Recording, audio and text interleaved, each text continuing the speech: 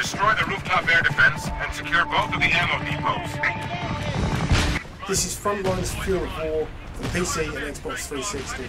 Based on the rather shockingly true premise of peak oil, i.e. the world's oil is running out and gradually we're getting to the point where we're going to start scrapping over it. It doesn't take a very realistic scenario from that very realistic scenario. It posits the idea that the Eastern and Western blocks are going to combine up and scrap over the last remaining oil. Frankly, we're more likely to face total economic collapse and the end of the Western civilization as we know it before that point. But anyway, it's a nice peg to hang a first-person shooter on, and this is a fairly nice first-person shooter, frankly. What it is, underneath it all, is an attempt to really do a cracking single-player version of Battlefield finally. No one's ever done it before, and this game actually largely achieves it.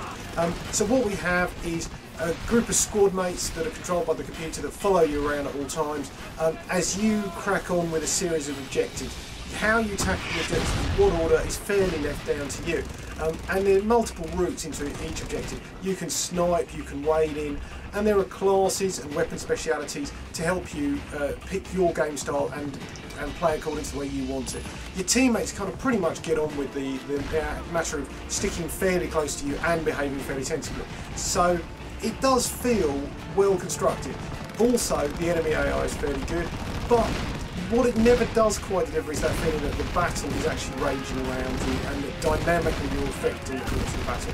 It just feels like you're going from checkpoint to checkpoint. You know, checkpoint 1, then checkpoint 2, or checkpoint 2, then checkpoint 1.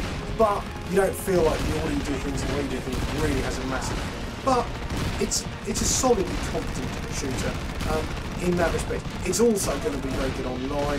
You have great specialities and all sorts of tech equipment that you earn as you upgrade your character, as you build it. So you can get drones, you can get all sorts of tiny little tanks that you can roll remote controlled into the battlefield and other things like that. So until Bad Company comes along, this is probably the best Battlefield that I've played in ages.